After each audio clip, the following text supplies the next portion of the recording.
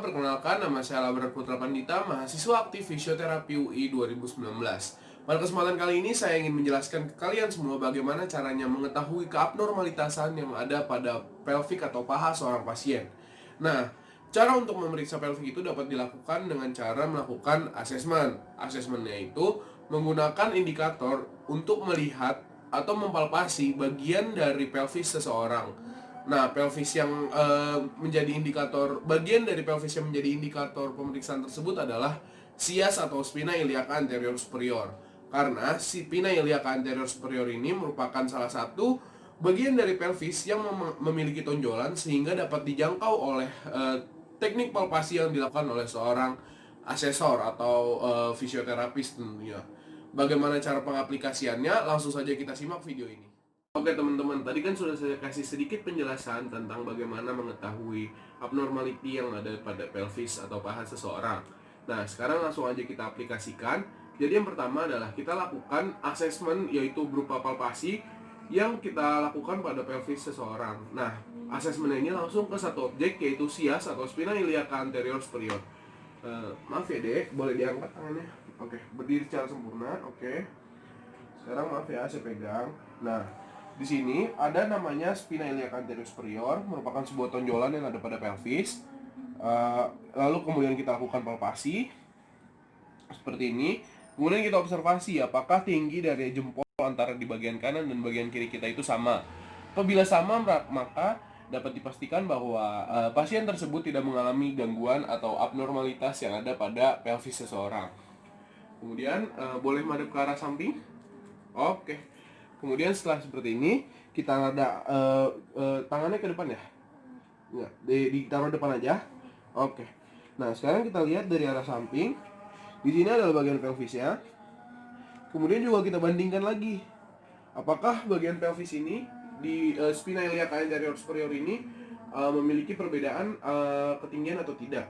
Yang saya lihat di sini pada pasien ini adalah pasien ini tidak mengalami gangguan abnormalitas pada bagian pelvis, sehingga tinggi dari pelvis bagian kanan dan pelvis bagian kiri atau sias bagian kanan dan sias bagian kiri ini sama. Kemudian setelah kita lihat dari lateral view, kita lihat dari bagian belakang.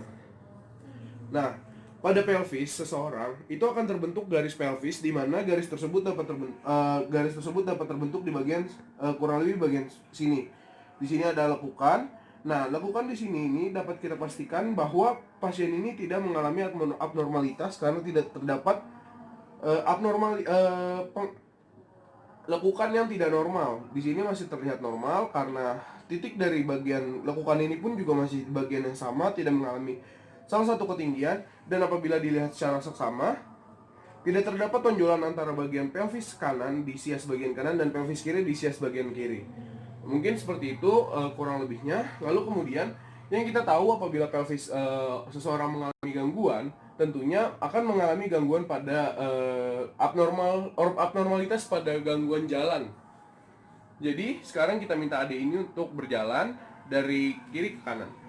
Oke, silakan berjalan dari depan. Oke, sekarang ke belakang. Silakan. Oke, balik lagi deh. Oke, terus. Oke. Kalau misalnya tadi kita lihat dari cara berjalan adik ini, memang tidak terdapat abnormalitas, dan juga kita dapat melihat karena dapat berpengaruh sekali gangguan tulang belakang dengan tinggi dari pelvis bagian kanan maupun kiri ini. Jadi, apabila kita lihat di bagian postur adik ini tidak dapat mengalami gangguan karena tidak mengalami gangguan karena bagian dari skapulanya pun masih tinggi masih sama tinggi. Kemudian shouldernya juga masih sama tinggi, dan tidak terdapat bentuk lekukan S atau skoliosis pada AD ini. Mungkin itu saja asesmen yang dapat dilakukan dan dapat dipastikan dan ditentukan bahwa AD ini pasien saya tidak mengalami gangguan atau abnormalitas dari pelvis itu sendiri. Mungkin itu saja video dari saya. Terima kasih. Wassalamualaikum warahmatullahi wabarakatuh.